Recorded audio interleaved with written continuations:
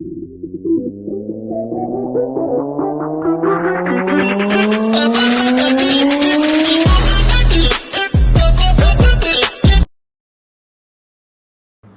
And welcome to the second part of the female reproductive system. इसमें mainly हम बात करेंगे ओवेरियन साइकिल कैसे किन फेजेस पे कंसिस्ट करता है। इसमें 3 फेजेस होती हैं, फॉलिकुलर फेज, ओव्यूलेशन फेज और ल्यूटियल फेज। जो हमारा प्री ओवोल्यूशनरी फेज़ या फिर हम फॉलिकुलर फेज़ कहते हैं, उसमें डिफरेंट फॉलिकल्स कैसे एक दूसरे में इंटरचेंज होती हैं, प्राइमोडियल से प्राइमरी, प्राइमरी से विजरल, विजरल से ग्रेफियन या मेच्योर फॉलिकल, ओवोल्यूशन कैसे होती है, और ल्यूटियल फेज़ कैसे कंटिन्यू होता है। ल्यूपस जो कॉर्पस ल्यूटियम है, इसको हम कैसे बनाते हैं और इसकी फेट क्या है, इसकी सेक्रीशंस क्या हैं। जी, तो अब बात करते हैं कि कैसे डिफरेंट फॉलिकल चेंज होती है इन फॉलिकुलर फेज़। सबसे पहले जो प्राइमोर्डी फॉलिकल है, उसको एक सेल की लेयर ऑफ फॉलिकल यानी फॉलिकुलर सेल्स की एक लेयर वो इसको सराउंड करती है और ये बनता है प्राइमोर्डियल फॉलिकल। ठीक है, वन लेयर। जब मल्टीपल लेयर सराउंड करती हैं तो प्राइमरी फॉलिकल। इसी तरह जब इसमें एंट्रम डिवेल्प होना शुरू हो जाता है तो इसको हम कहते हैं ग्रेफियन फॉलिकल या मेच्योर फॉलिकल। और एट दी एंड जो मेच्योर फॉलिकल है वो आफ्टर ओवोल्यूशन कैसे कॉर्पस ल्यूटियम में चेंज होती है, ये आगे देखते हैं। ठीक है जी, अब हम इसमें देखते हैं कि जो प्राइमोर्डियल फॉलिकल है वो कैसे चेंज हो रही है। जब प्राइमोर्डियल फॉलिकल की स्टेज पे होती है फॉलिकल, उसमें बहुत से जो हैं ओ साइट मेच्योरिंग इनहिबिटर फैक्टर होते हैं जो इसको मज़ीद मेच्योरिंग फॉलिकल की तरफ ट्रैवल करने से रोकते हैं। लेकिन जैसे जैसे एज इंक्रीज़ होती जाती है, FSH और LH निकलते जाते हैं, वहाँ पे इसकी ग्रोथ की स्टेज जो है वो आगे की तरफ मूव ऑन करती जाती है और जो ग्लैंडुलोसा सेल्स या फॉलिकुलर सेल्स की जो लेयर्स हैं वो इंक्रीज़ करती जाती हैं और प्राइमरी फॉलिकल डेवलप हो जाता है। जब प्राइमरी फॉलिकल जो है वो नॉर्मली फॉर्म हो चुका है तो FSH रिलीज होता है फ्रॉम एंटीरियर पिट्यूटरी। इसकी हेल्प से ऑलमोस्ट 6 to 12 जो है primary follicle each month appear होना शुरू हो जाते हैं। अब क्या होता है कि जो कॉर्टेक्स में पड़ी एपिथेलियम होती है, ओवरी इंटरस्टिशियम, उससे जो है थीका इंटरना और एक्सटर्ना डिराइव होना शुरू हो जाता है। जो थीका इंटरना होती है बेसिकली वो स्टीरॉयड की सिंथेसिस में इन्वॉल्व होती है, और जो थीका एक्सटर्ना होती है वो हाईली वेस्कुलर होती है और न्यूट्रिशन प्रोवाइड करती है थ्रू ब्लड। ठीक हो गया। अब जो है फॉलिकुलर फ्लूइड जो होते हैं, सपोज कर लें कि जी ये हमारे पास एक ग्रेफिन फॉलिकल है, यहाँ भी ये फॉलिकुलर सेल्स हैं, इन्होंने फॉलिकुलर फ्लूइड रिलीज़ किया और अपने दरमियान में एक स्पेस जो है वो क्रिएट कर लिया जिसे हम कहते हैं एंट्रम। ठीक है, ये थीका इंटरना और एक्सटर्ना है। अब जब ये एंट्रम डेवलप हो चुकी है, इसमें क्या हुआ, इसको हमने कह दिया ये ग्रेफियन फॉलिकल है। अब जब ग्रेफियन फॉलिकल बन चुकी है तो FSH अपना काम सिर्फ खुद नहीं कर सकता, बल्कि इसके लिए दूसरे जो है हार्मोन्स उनकी भी ज़रूरत पड़ती है।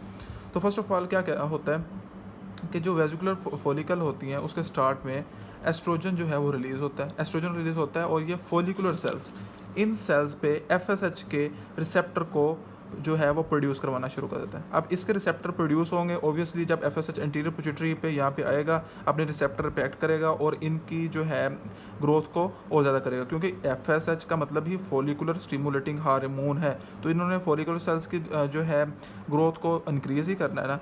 अब उन्होंने कहा कि जो एस्ट्रोजन है वो इसके लिए काम के लिए काफ़ी नहीं है, हमें और तेज़ी चाहिए। तो इन्होंने क्या किया, इन दोनों ने एस्ट्रोजन और FSH ने मिल के जो है LH के रिसेप्टर भी क्रिएट करना शुरू कर दिए इन्हीं फॉलिकुलर सेल्स पे।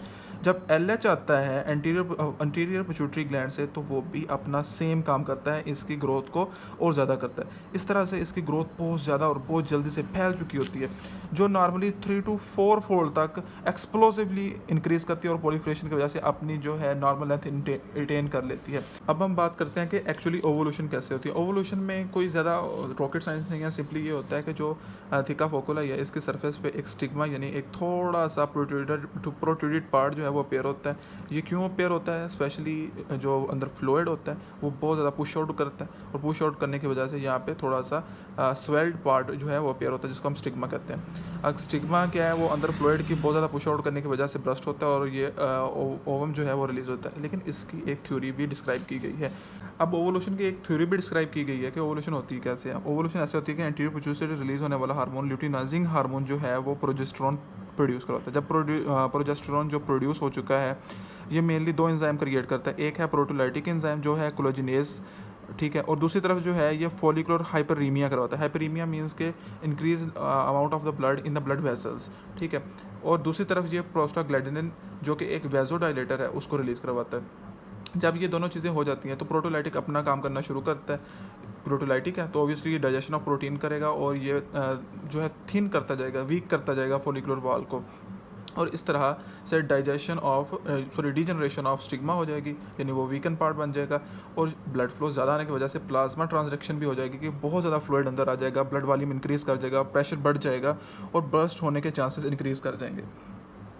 इसी तरह जैसे ये फॉलिकल ब्लस्ट करती है तो ओवम जो है वो रिलीज आउट हो जाता है। बेसिकली यही थ्योरी है जो ओवोल्यूशन के लिए पेश की गई है कि इस तरह से में भी हो सकता है। अब दूसरी चीज़ जो है वो है search of the luteinizing hormone, जो है ओवोल्यूशन में बेसिकली मेन फैक्टर है।